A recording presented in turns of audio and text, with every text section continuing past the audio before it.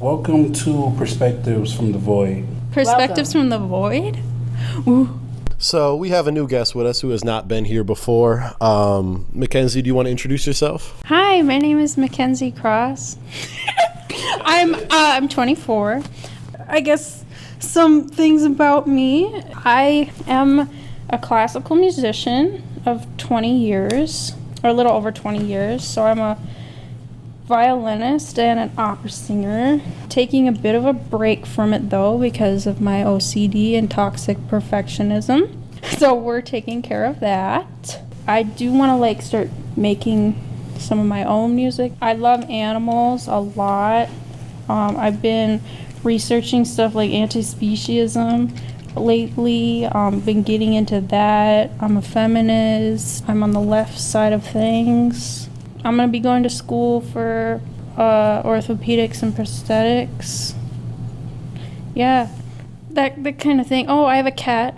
She came to us at 21 pounds, but she's down from her weight, we're being healthy. And her name is Pudgy Mau Mau. And she's the love of my life and my best friend. What else? I'm not too good at being put on the spot. I'm connected to Ray through work. And then I'm connected to Tikwa through Ray, so if that explains anything. And we are connected to y'all through today. They just found me off of the street, and I'm like, okay, I guess I'll come. He said they paid me $40. So when I was at work, Mackenzie was talking about how she was reading this book called A Man's Search for Meaning, and I was like, Viktor Frankl. Oh, my friend Tyshawn was reading that book as well. And I was like, what is it about this guy? Who is he? It's the first book I ever highlighted. Deadass. I went through that thing and I highlighted. I don't remember everything word from word, but at the time I read the book, I was going through heartbreak, and it really have helped me shift my philosophical, mental, psychological perspective on where the pain was originating from. And it have helped me look for answers, not just in the trauma of the different situations that I had with certain individuals that was close to me or whatever, but the traumas within myself. It was just one example in a book about one man's going to therapy for a whole bunch of years, and his wife is dead, and the therapist, whatever, is having a hard time getting the man to get to closure and peace because he's crying, and he's heartbroken because he's been with his wife for X amount of years. I think it was during the logotherapy chapter, and so the therapist tried something different, and he asked the old man who was grieving from his wife, what would have happened if your wife had to survive your death? He thought about it, picked up his hat, stopped crying, said thank you, and walked away. And I think something happened in that moment was the shift, you shifting the conceptual spot where the pain is coming from. Almost look at the bigger picture, at least from my understanding of it. It's probably one of my favorite books. Yeah, it's one of my top favorite books. I think it's one of those books that literally everyone needs to read. Especially being in World War II camp, and being in circumstances that you can't control. Because I believe that we're all in some type of hell in a certain way. I believe that hell is in part of our own consciousness and our minds. And you got to be able to, in my opinion, maneuver through those dark spots of your consciousness. And, so that's the type of stuff that interests me, because there's the human consciousness is as vast as the universe itself. Yeah. That book for me, I was reading, I'm always going through difficult stuff. That's just me. But for me, I was recently, while I was reading the book, I had been contemplating my purpose, because I've been training as a classical musician for 20 years. My purpose in this life has been to be a vessel in which music can come through, to be the artist, to bring beauty into the earth. That's been my purpose, and that's been what I got that's what I got my value from. But I sort of rethought that since I've been taking this break and struggling with this perfectionism stuff, and I'm like, wait, I don't get my value from what I produce and what I like necessarily provide and accomplish. I have value in just being here, period. I have value in just having been born. So then I was like, wait, where do I get my value from? Like, that's valid, but I need something, I need more value than that. Like, I'm more special than that. So I have a purpose in being here that's other than just existing, you know? And that book is all about finding your purpose and finding things to live for. You know, like, I'm valid, but I also want to be beneficial to society. And it's not, I've also been thinking about this too, like, there's no such thing as like a true act of selflessness, because you do benefit off of it somehow. At some level you're getting an emotional reward from doing a good thing, and I don't think that's a bad thing. I think that's actually a natural incentive. Oh, like altruism. Yeah, I was thinking the same thing. I think that's a natural incentive to do more good things. So, like, why not just, like, do good stuff and get more value, find your purpose, or add to your purpose by doing more things that reward yourself and give you purpose. Yeah. Yeah, I definitely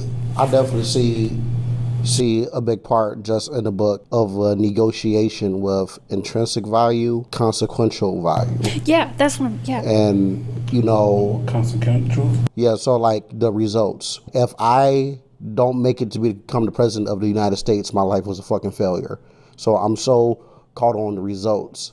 And like, or for example, like when people get into a relationship and they're like, well, we didn't get married, we didn't have that house and picket fence. So you're talking about consequentialism. Yes. And I'm also talking about intrinsic value as well. And I believe in the American context particularly, we're really endowed or pushed, socialized to chase consequential value. You know, results, capitalism, utility, what can you produce? You know, what did it do? You know, and I believe there's a certain type of merit to pieces of that, but I believe personally, we cannot base our whole context of value and happiness in that, because we got to appreciate the journey, which is intrinsic value. The fact that we're here, the fact that we had this moment. If we never get 1 million views, the fact that we, you know, got the time to put in work for X amount of time, work together with your best friends, go through the shit, challenge each other, push each other, motivate each other, you know, it's a value of that within a song. But I also, you know, agree that, you know, you want to strive for something too. So I feel like it's like a negotiation. It's a balance. Yeah. Balance is the is the key word. Balance, yeah. Because when I was like, man, I get my value from just being a valid living being, I lost some of that balance.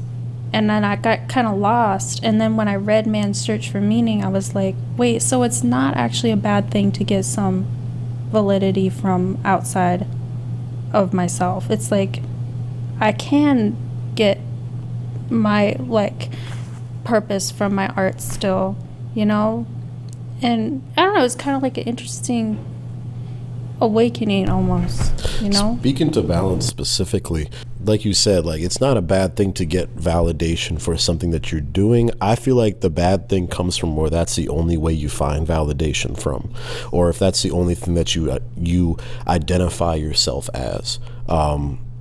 And so I think there is an importance to being like, yes, I want to try to do something, because I think it makes you happier a lot of times to like see a goal, to try to work towards it, to try to feel like you're having some kind of purpose in a nihilistic reality, and just to feel like, you know, you're doing something, you're not just taking up oxygen. And I think that there is value in that, but like, if something that you care so much about was taken away instantly and you can't function without it, that's a dangerous thing, in the same way as you can be addicted to your passion. Yeah. I want to share a definition. Have you guys heard of hedonia? No. Or being a hedonist? Hedonia is defined as striving to experience pleasure, enjoyment, and comfort. And I wanted to read another definition. It's called depressive hedonia, and it's an inability to do anything except pursue pleasure. Ooh. So depressive hedonia, is that it? Mm-hmm. Is you don't have, is that you're striving to only experience pleasure? Yeah. Is it short-term pleasure? Interesting. Is the Or- difference between hedonia and eudaimonic happiness? What does that word mean? Eudaimonic? Is that what you One said? of them is short-term pleasure, and one of them is like long-term pleasure. I know because Ray made me read a positive psychology book.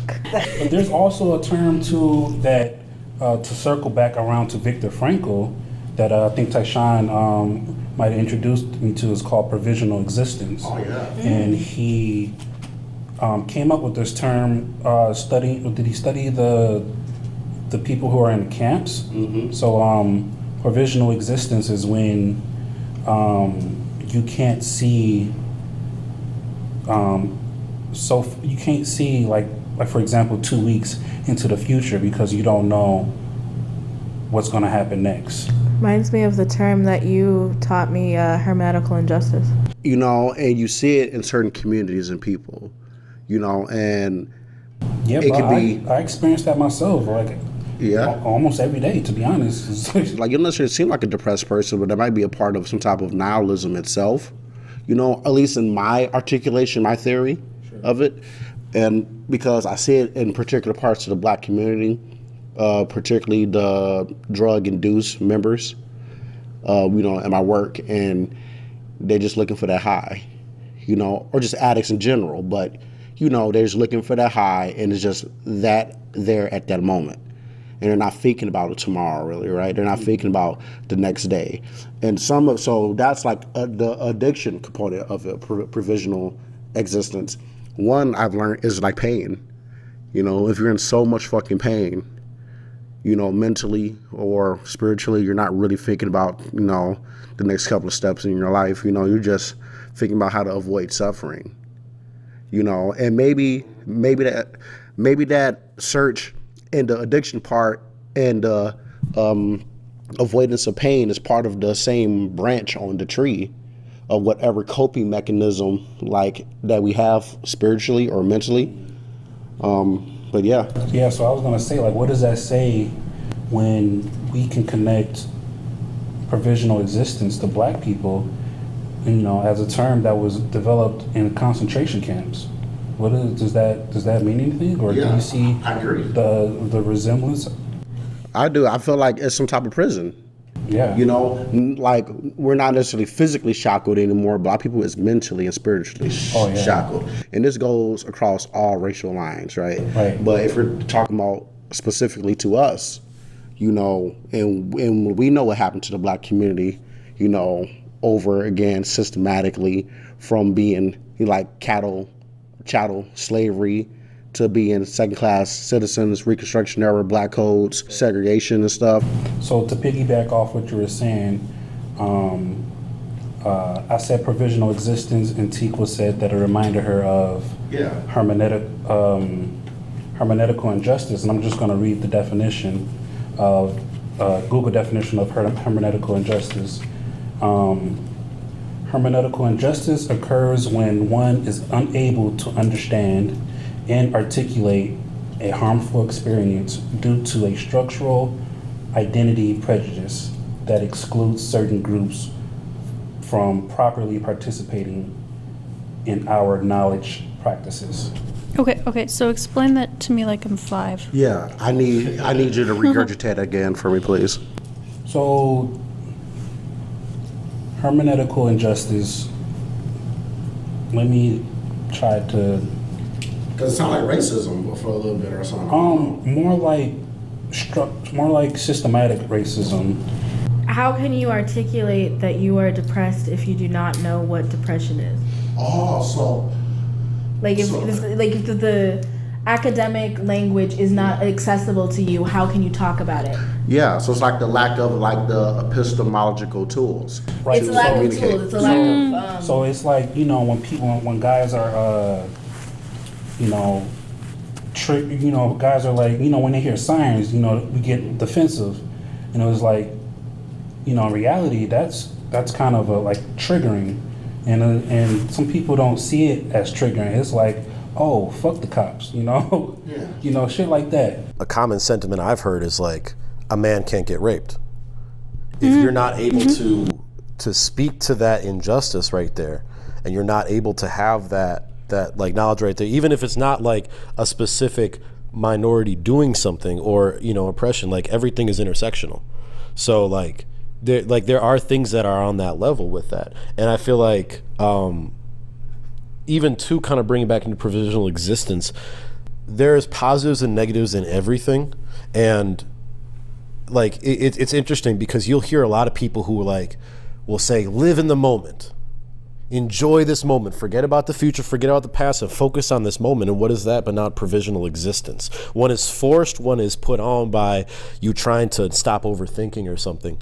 But it's definitely at a different level. I'm not going to try to compare it as one-to-one, but I feel like when I don't really have any other options, and I didn't, nothing else matters because it don't concern with the base level of Maslow's pyramid of survival.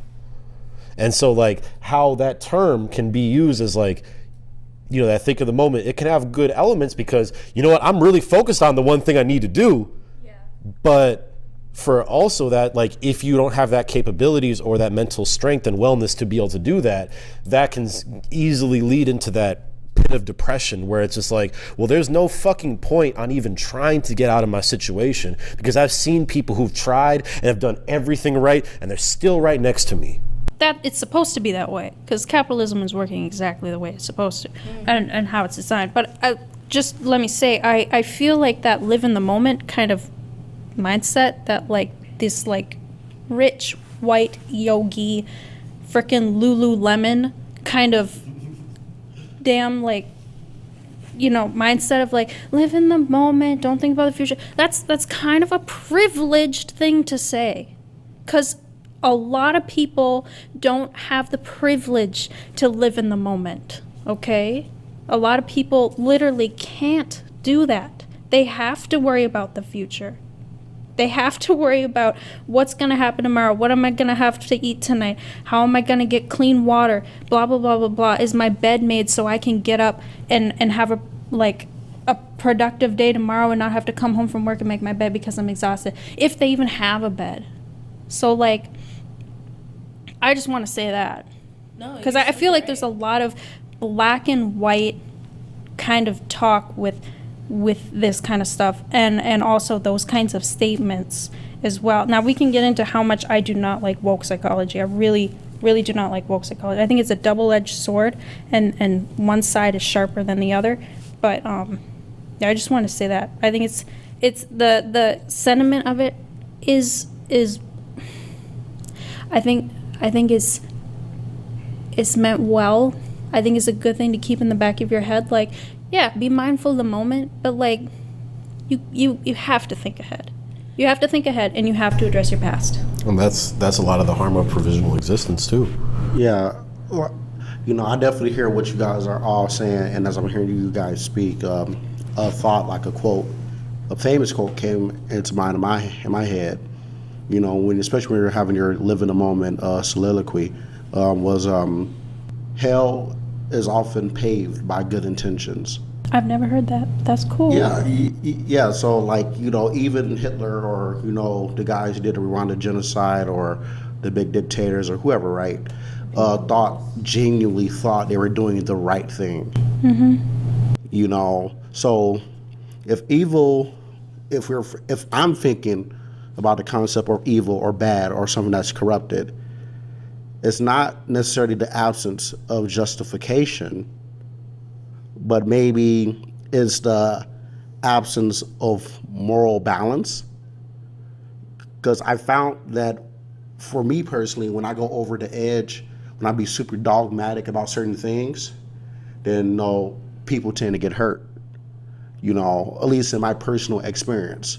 So if I feel like, I'm in a certain state of mind, I like to have a certain like mindset, and I'm not fit to change it, and somebody might, maybe that I care about gets ran over, by my dogmatic train in the process. And maybe it's that tunnel vision. Maybe the truth is a totality of what is in context, of looking at the bigger picture in this whole. But at the same time, I don't want to get rid of holding on dogmatically to certain values and principles. I believe we all have those things inside of us morally that we're not going to be negotiated on, personally. And I don't think those are necessarily bad things. And you see them play out in a polarization of our politics and the different, ethical stance that, we take as a nation state when it comes to certain policies. But, that's all. I think that it's a false dichotomy, though. I think that if people really assess the way that they think about things, it's less dogmatic than they think it is. I think most people allow for the spectrum of things. I also think that it's really difficult for me to say that somebody is a bad person or a good person. The only thing I can really speak to when it comes to this is like actions. Like you made a bad action. You made an action that harmed people. But I can't tell you you're a bad person because you are not only what you just did, So it's really difficult for me to. So wait, in that case then, right, they'd be like, Hitler is not necessarily a bad person, he just had a bad action. Apparently He has a series of bad actions, but yeah. He said more than one. I don't know who he is as a person. I know that he did a bunch of bad things. I know his actions were bad. They harmed people. He put people in danger. He killed people. Apparently he was a good artist. Well, Cool. yeah, that's what I'm saying. Apparently he was a good painter. He enjoyed painting. Or like Can he not pedophiles. be a good painter because he committed genocide? Like Bad people can make good art. Kanye. Hey, Debatable. I mean, I will not let you talk about Kanye like that. debatable. I don't know. I like Kanye's art. Have you heard Donda? I mean, let's. I haven't actually. Okay, well, We're really I'm not a centering on the Christian. early albums. I'm not a Christian, so like that part I don't vibe with. But when it comes to like the placement of the music and the melody, I personally enjoyed some of it, but a lot of shit's amped up. I mean, Wagner is one of the best, most prolific composers to ever Who the fuck grace is this Wagner? planet. He's a composer, and he also composed for Hitler. So beautiful, beautiful music. Some of the most beautiful music ever. But Are you gonna stop listening to this music? Like R. Kelly, well, I can't. It's part of my career. like R. Kelly. I say that because some people can't separate the art from the artist. Well, here's the thing, and no, this You're is on the the thing. point. As an artist, I will say this: it is impossible to separate the art from the artist because art is an extension of oneself, and anybody who says otherwise is ignorant as hell. So that is true. You have to make decisions and compromises, and that's where it comes down to what you agree with, what you don't, and how you're going to handle your morals on that situation. Very Yes, but I would dogmatic of say you. when you're saying like the art and the artist is impossible to separate, that's true, but not all of the artist is imbued in all of the art, right? So like I would say that just because someone like when R. Kelly's singing that song, Age Ain't Nothing But a Number, it's a little bit different now. I'm not gonna lie. But at the same time, that doesn't mean you can throw out all of his shit. You know what I'm saying? Like you can't like listen to any of his shit. And I feel like in a similar way as like sometimes expressing emotions, powerful emotions can be coming from people who've taken those powerful emotions way too fucking far. Example would be somebody like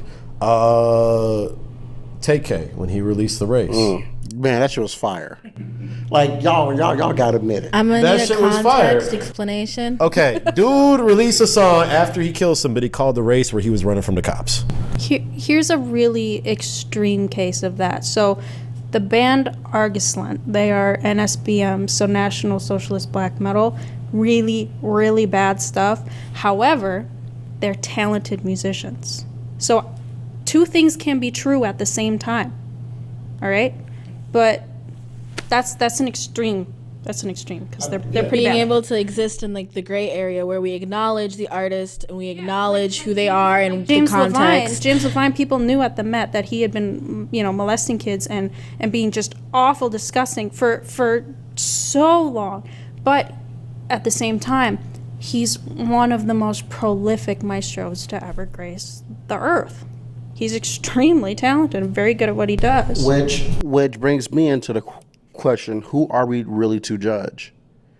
Like obviously we do, because when you have a society, there is a social contract, right?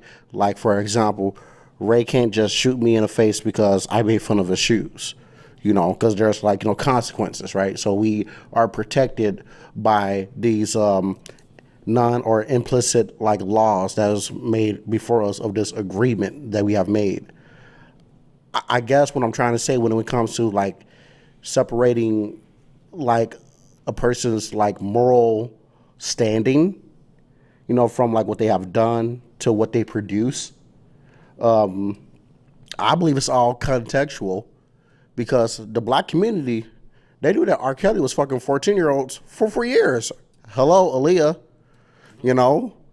I mean, Boondocks, literally. So they knew it for years, but his music was so impactful, so influential, and also, I guess I wasn't. You know why they say it took so long? Why? Because they were black women. Oh yeah, of course. Yeah.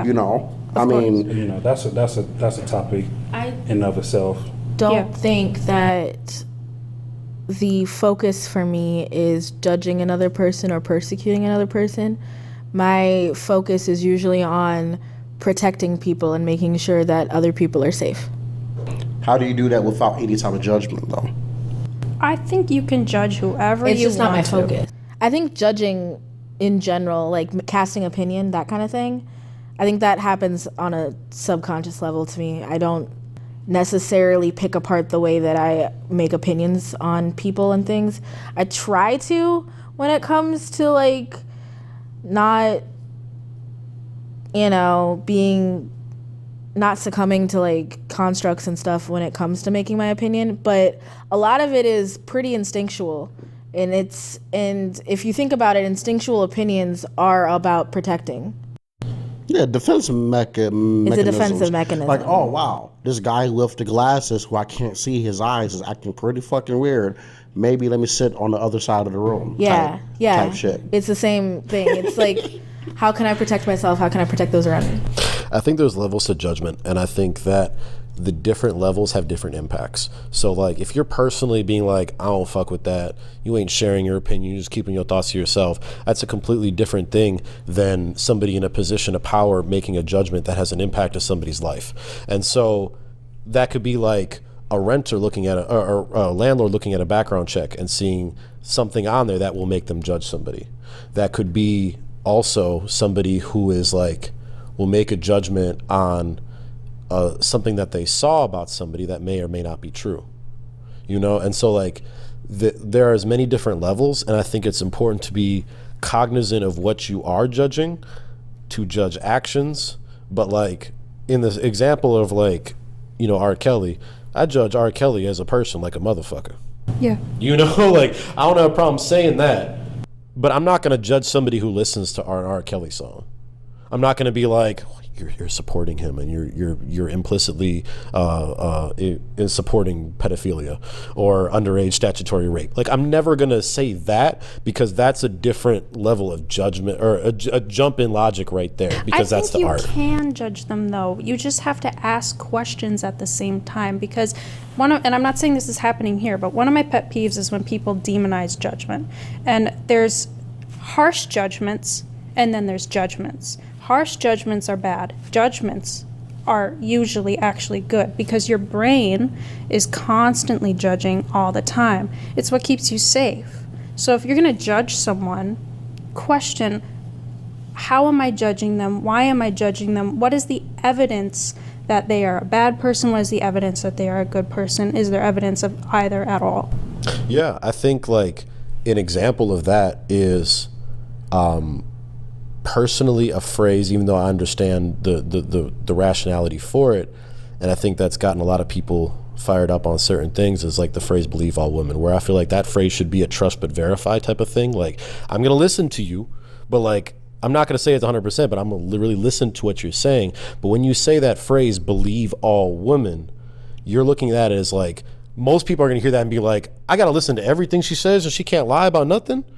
And so I think that there is kind of that need to be a balance of it, of like, I'm gonna ask questions, I'm gonna find more information. I'm not gonna grill you, because especially if like it's a one-on-one conversation or something that isn't like shared out in the whole world and everything, it ain't necessarily my place to be your judgment. But I think that there's levels to it of just like, you know, honestly listening, honestly being empathetic and giving it a chance, and hearing a whole story before making judgment, and then taking that next step. At that same time, you're judging though, because you're. It's like you can say you're not judging, but the way that the brain takes in information is it's judging. It does. It is judging. So I mean, you can listen with an open mind to somebody, but at some level, some capacity, whether it's right or wrong. And the judgments you're making, you're still judging. Yeah, I don't think necessarily judgment itself is the problem, right? It's not. With It's like not. most So it has to be the second situations. step. I think the nature of what does the judgment produces, Yeah. you know, can be seen as, you know, a positive or a negative depending on how it impacts the intended or unintended audiences. With that being said, for example, I think Donald Trump's a great example. You know, he made a lot of fucking people angry. You know, he made a lot of fucking people angry and upset, to the point where if you voted for him, people will treat you differently. Like, what, you voted for Trump? You know, like, ew, like you know, like I'm up here hearing, like when I was working security at like Audi, bro, I'm up here listening to like different customers, and I'm literally hearing the story how like 20 year friendships are getting broken apart because they voted for a Trump and shit. I'm like, damn. No, that's true though. I'm that not the going to be reason? friends with someone who's like actively trying to oppress me. That's bullshit. We cannot have a friendship. I mean, that's like fine, you know, but you know, at the end of the day, you know, people, they make their decisions. But I feel like if someone's going to cut off like other people because of some of their ideological beliefs, that they're not intentionally or they're not directly trying to hurt you, you know, then I feel like at that point it's more about you, you know. Yeah, it's setting your own boundaries. I mean, yeah, like set your boundaries and stuff too. But I feel like a lot of people, they are disillusioned by how they get there. I feel like a lot of people, they're not necessarily taking like real accountability.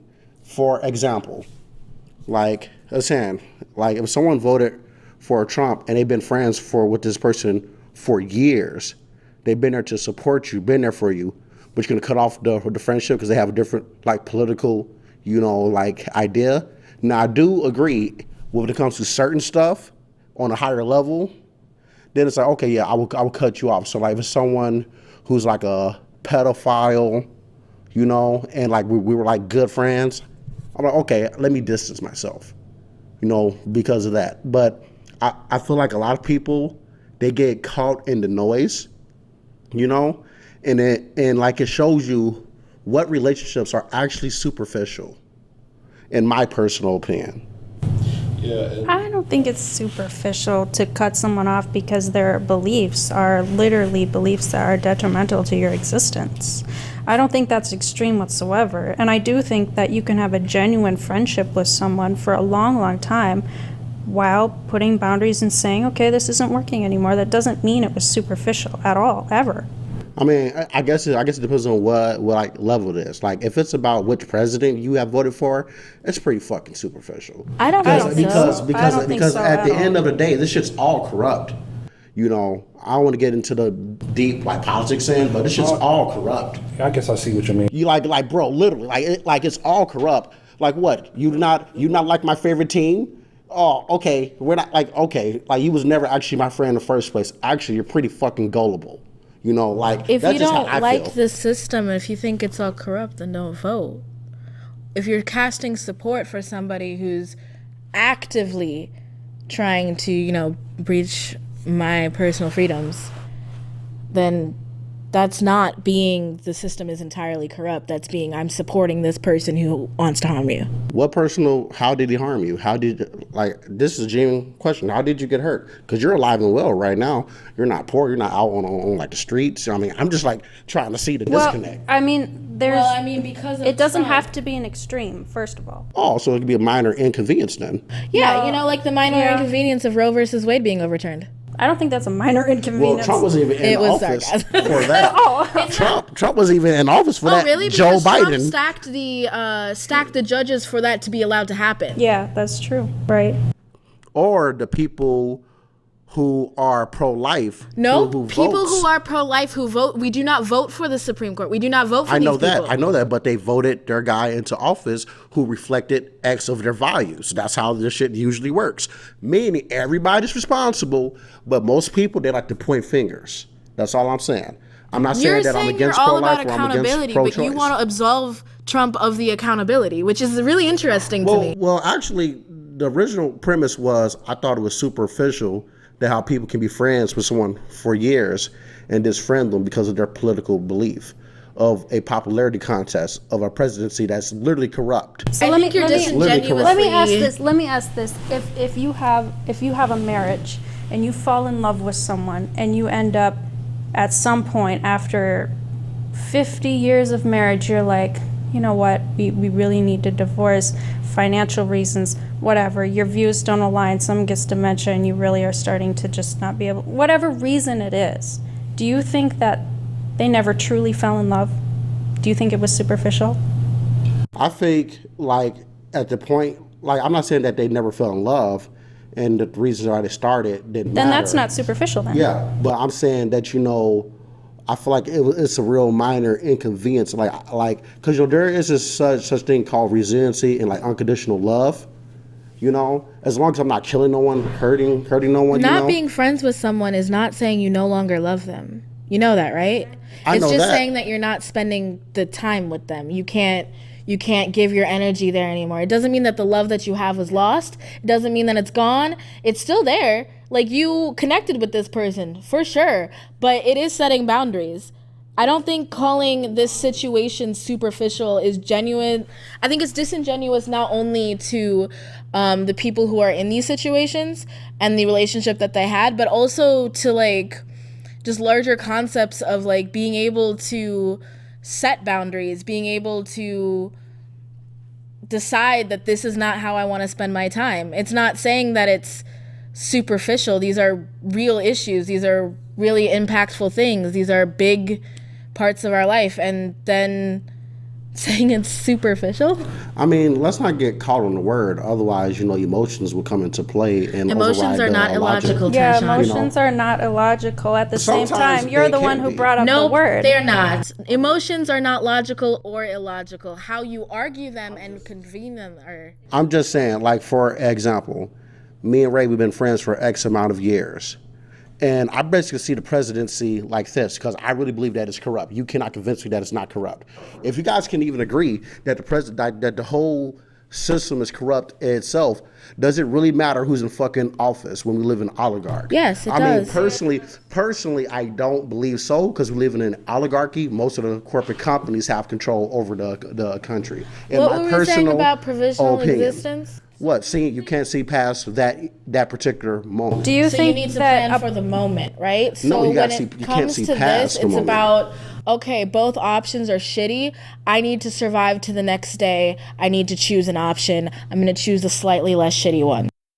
Yeah, that's pretty black and white thinking to say like, oh, I'm like an alcoholic right now, so might as well just fuck it. Yeah, I you never know. said that. But that's an example. I mean, it's the likeness. It's a similar situation, just on an individualistic level. I mean, it comes down to the lesser evil argument. And if you're someone who's truly that nihilistic, where you're just like, man, you know, here we have Hillary Clinton, who's not going to take women's rights away. She might do other shit. Do you know that though? Do you really know that? Like I the mean, Clintons did a it's a lot of safe- savage shit. Like, I'm just saying, like, they literally got blood on She's their not hands. advocating for taking women's rights away. Anyway, continue. Yeah, she's not advocating for it. She doesn't have like actual like fingers in the pie, right? Okay, so you can either say, okay, here's something that's bad, but it's better. But if that's really your mindset, where you're just like, man, fuck it, I'm gonna choose the worst option. Well, that's the thing. I don't necessarily think it's the worst option. I don't think it's I don't even think it's moral to do that, because you're not making that decision for yourself. You're making that decision for everyone that would suffer under that hand in this country. That's problematic. This is under the context that our vote matters, right? Basically, which I'm telling you, already said the whole system is corrupt. That is, Then you're not even going to be in this. I'm just defending the point that you guys were like, talking to me about. And That's all. it did kind of originate from like, I will not be friends with someone who don't necessarily agree with like what I would be voting for or political thing. Like, if I'm not friends with Ray because of your political identity, bro, was I really your friend?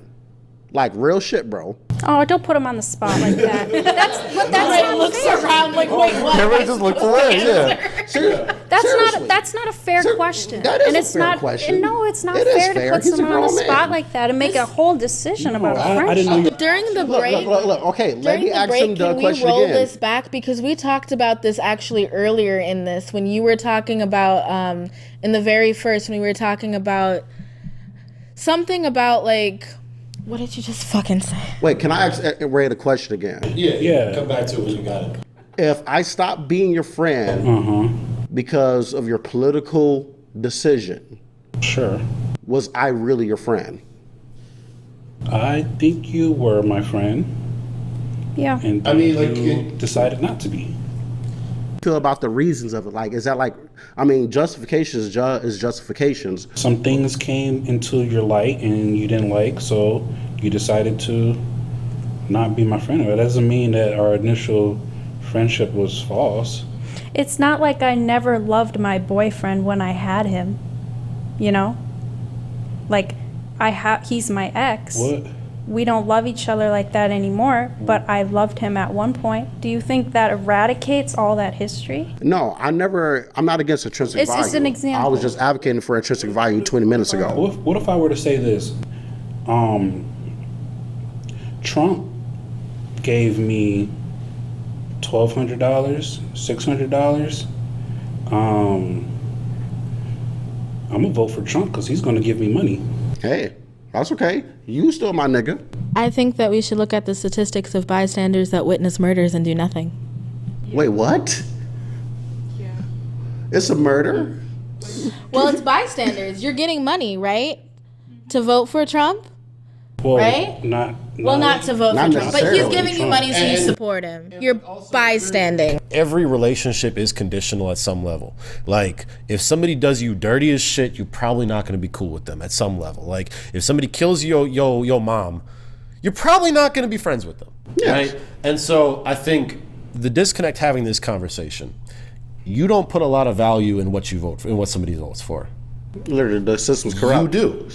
And so like for you that's a deal breaker. For you there isn't, and so I feel like that's where a lot of that disconnect is coming from. And for me, what I would say is that I feel like anyone has the right to set whatever boundaries that they want to, but I feel like they should also at least a little bit think of the impact, because if somebody truly disagrees with you and is supporting with somebody who is genuinely hurting with you, I feel like disconnecting from someone will not change their mind. If anything, all that does is say, well, fuck you. You don't even want to talk to me anymore. I'm going to go by these people who think I'm correct, and I'm going to get validation from them. And I'm going to be caught up more in what they're thinking. And so that's where I feel like for me, if you don't agree with what I believe, look, this is a challenge. I've got an opportunity to fill myself with perspectives that I don't usually hear. I may not agree with that shit. We might come to blows with this shit, not literally, but I think that there is a level of like learning that comes from that. I feel like the other person learns from it. But at the same time, I don't think that that's nobody, like somebody can set a boundary where they just don't want to deal with that. It's not somebody's right to like literally pick every battle. I just think that people should be cognizant of what that does. Because even though an individual can make a decision, if every individual is making this decision, this is how we end up with people who are more and more extreme. So I'm hearing until it happens to me, hyper individualistic mindset. And Until what happens to me? until that's a saying that's What does that mean? I haven't heard that saying before. until it happens to, or it's actually until it happens to you. So there was a very famous poem, I think, came out during the Holocaust that some Jewish person, I don't know, someone being prosecuted wrote it, and it's now it's an until it happens. Is it like they came for them, but no one said nothing, and then they came for this people and no one said nothing? I think that was it. I think there was another one as well. But regardless, it's a hyper individualistic mindset, which is what America breeds, and it's extremely like self-serving, and it is. I also think there's just an overall wash of narcissism in this goddamn country for so many people. I see so many of those traits, but it's what's been bred into people, and it's kind of like, are you someone who wants to pay taxes because you don't want to see your neighbor die?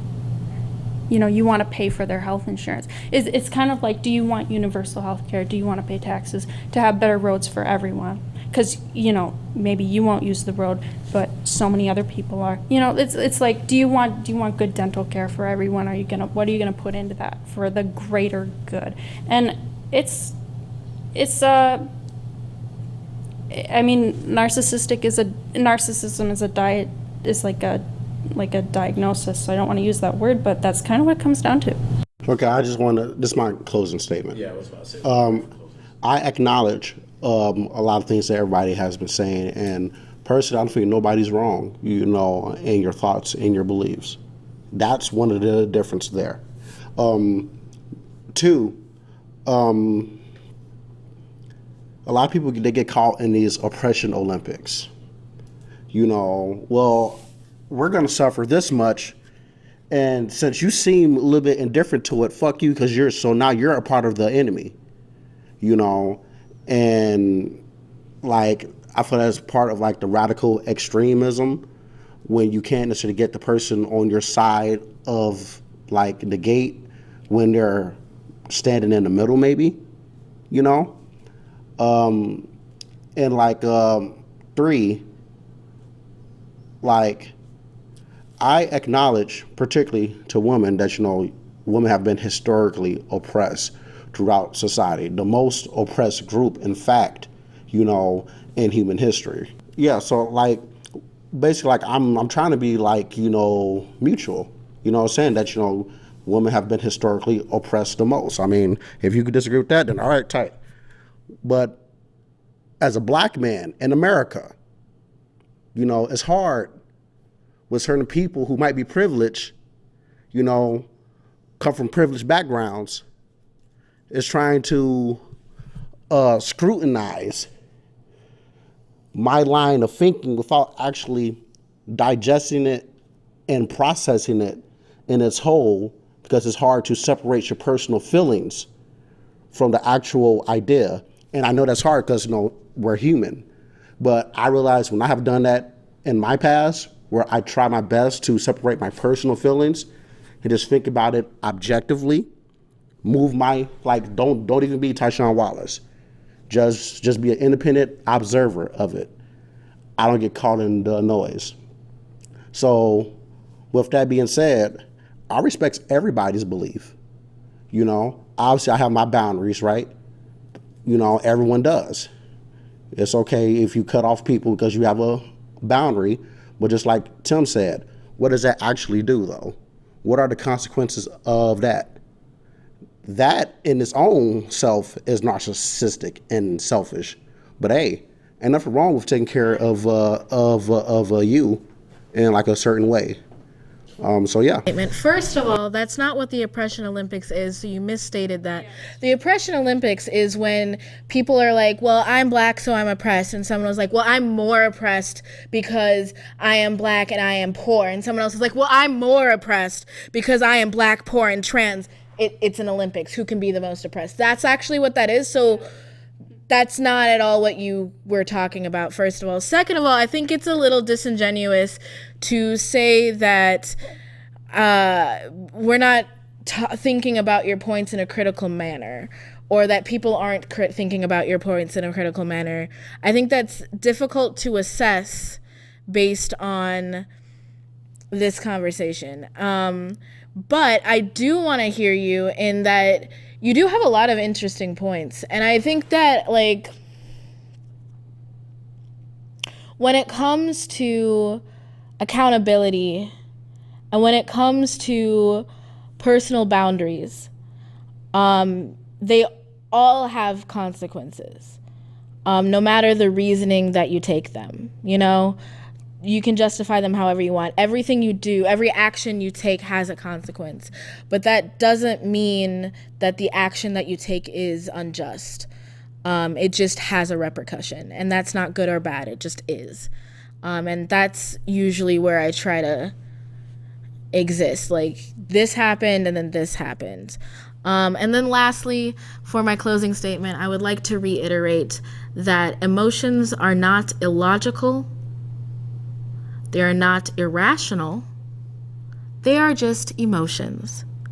How you communicate, respond, and act based on your emotions can be illogical, can be irrational. But the emotion themselves and having them is not irrational or illogical. And that's how I would like to end this. I will first say everything is intersectional. And in that way, everything has layers to it. Everything has many things that affect it. Going from there, I think one thing, the biggest thing I've learned as I've kind of grown in the last couple of years is to not assume people's reasons until I talk with them, or assume why somebody believes something. Specifically, there's a term called straw man and steel man. Straw man is you're taking the worst version of somebody's argument. Steel man is I'm giving you the strongest version of your argument and really trying to empathetically think through your reasons and like not take you out of context. And I look at this because there's a lot of reasons why people choose different things. If we talk back into Viktor Frankl's, where it's like I forgot what he was saying, but it was maybe it wasn't even him, but it was like something like everybody thinks that they're doing good type of thing. Yeah, even evil. Yeah, hell is often paved with good intentions. Exactly. And I think that in order to recognize what motivates, what rationalizes, and what is the logic that makes people decide certain things is the way to change certain things. Because I don't think that many people are voting for Trump in the sense of like, I just want to kill minorities. Or I just want to take all women's rights. There may be the impact of that. An example would be the 1994 crime bill. That was supported by a majority of the black community. Its effects have hurt the black community. By most people who are saying that, right? So just because somebody supported something doesn't mean they support the outcomes of this. And going into something like, for example, like universal health care, that's something where somebody could not support it for the reasons of the government can't run anything right. That could be for the reason of we already have Medicare to solve the people who are very poor. Let's just expand that. Let's not have waiting time so people are, waiting for a longer period of times. Let's let people decide they don't want to pay for health insurance if they don't want to choose it, and maybe do $200 like a week out of their check. But yeah, like that could be many different things, but they could be like valid or not valid. But I think it's important to understand why somebody thinks somebody in order to change it. Because if you disagree with me and you're hurting something, I don't want to just push you off to the side. I want you to understand where people are coming from and why this is hurting people. Cancel culture. That doesn't exist. Yeah, so I want to reiterate what Tikwa said. She said well enough, but yeah, emotions aren't irrational. They're actually very rational, and they're what most decisions, actually, they're what every decision is based off of. It is impossible to have a non-emotional decision be made. So that's what I want to say on that. Second of all, this whole, like, you don't have to be in the middle to make a logical conclusion or a rational decision. This whole thing, I'm so sick of people who are devil's advocates because they want to sound smart. You're not smart. You're just an asshole. Okay? There is no devil's advocate for slavery. Let's not do it. No devil's advocate for, homophobia, et cetera, all of the oppressions. There's no devil's advocate. I don't want to hear it. You're not smart. Okay? So again, you do not have to be in the middle to be logical. And logical isn't always the goal, is it? Isn't empathy a goal? Isn't cutting some people slack sometimes a goal? I mean, I guess you could argue that those decisions in the end would be logical in some degree, because of course emotions are logical. But yeah, I want to say that. The next thing I'll say is that I think that boundaries are an act of love. I set boundaries with friends that I want to keep around. I set boundaries with people that I want to remember the good times with. So if we can't continue with the good times, let me enjoy and have and cherish the memories that we had made prior to the boundary. So I don't think boundaries are necessarily a bad thing. I think woke psychology likes to weaponize boundaries. I think that's not good. I think that's harmful. But you can set boundaries as a gift, as an act of love, self-care, and showing someone. I mean, when someone sets boundaries with me, depending on what it is, I'm usually pretty thankful for it. So that's another thing. And I think that, well, I know that I'm going to cut a bitch off if they are affiliated and support someone who something that does not sit morally with me, because the people I have in my life, it matters to me what their motivations are, and not only that, what the motivations for their morals are. So that's super important, because we're just not, I can't have a friendship with you if you are, because here's the thing, do you not judge someone by the people they hang out with? Because let's put it this way, if I'm looking at a man to date, I'm gonna be seeing what his friends believe, the kinds of people he hangs out with, the family he comes from. So these are all things that come into play, and it is not wrong. It is not wrong to make judgments about those things, because there's harsh judgments and then there's regular judgments. And this is an actual therapy thing. This is in Radically Open DBT. They teach this, that judgments are not inherently bad. Thank you all for joining. We are Perspectives from the Void.